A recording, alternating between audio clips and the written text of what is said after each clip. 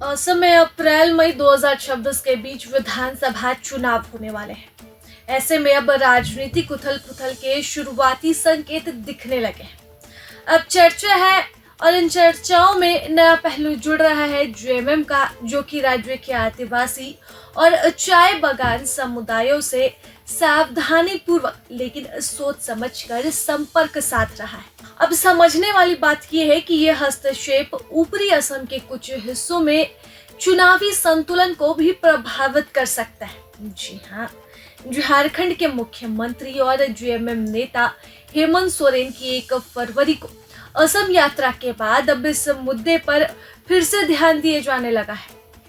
हेमंत सोरेन ने तिनसुकिया जिले के बोरगोलाई में आयोजित 21वीं आदिवासी महासभा में लगभग 30,000 लोगों की एक बड़ी सभा को संबोधित किया था। असम के अखिल आदिवासी छात्र संघ यानी कि AASAA द्वारा आयोजित इस कार्यक्रम में महज एक सामाजिक सभा से कहीं बढ़कर एक स्पष्ट और राजनीतिक रंग भी देखने को मिला, जो कि एकता, पहचान और लंबे समय से लंबित अधिकारों पर केंद्रित था। उन्होंने इस सभा में यह भी वादा किया कि राजनीतिक सशक्तिकरण से असम में झारखंड में शुरू किए गए कल्याणकारी उपायों के समान उपाय लागू किए जा सकते हैं, जिनसे कि आदिवासी परिवारों के लिए वित्तीय सहायता और सामाजिक सुरक्षा योजनाओं को भी शामिल किया जा सकता है। अब राज्य की भूमिका पर जोर देते हुए हेमंत सोरेन कहते हैं कि किसी भी जिम्मेदार सरकार को भूमि, वन और जल पर स्वदेशी समुदायों के अधिकारों की रक्षा करनी चाहिए।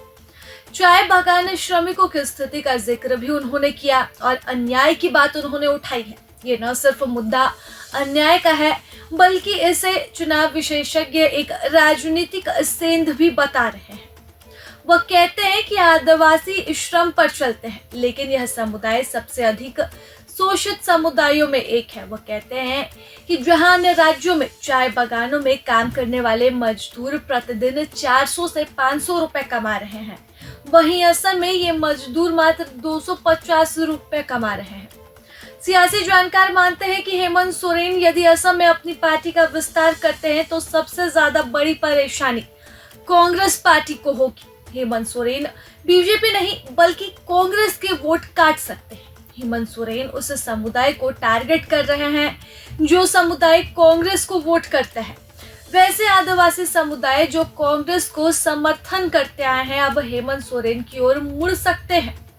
सूत्रों की माने तो हेमंत सोरेन ने अपनी चर्चा में चाय बागानों में मजदूरी में स्थिर रहने, भूमि अधिकारों की कमी, स्वास्थ्य सेवा और शिक्षा तक खराब पहुंच और पुनः अनुसूचित जनजाति का दर्जा प्राप्त करने की अनसुलझी मांगों जैसी लंबे समय से चली आ रही शिकायतों पर भी ध्यान केंद्रित किया है।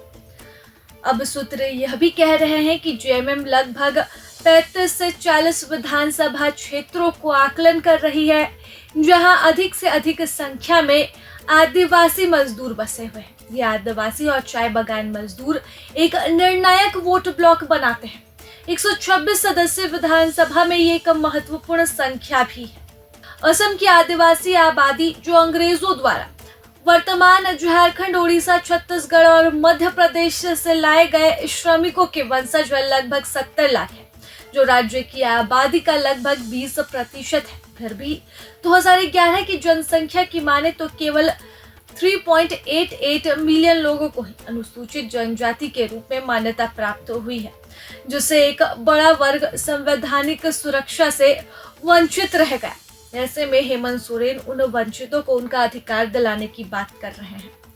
बीजेपी के साथ जेएमएम का जो भी समीकरण रहे, लेकिन इंडिया गठबंधन के तहत जेएमएम और कांग्रेस फिलहाल झारखंड में एक साथ सरकार चला रही है।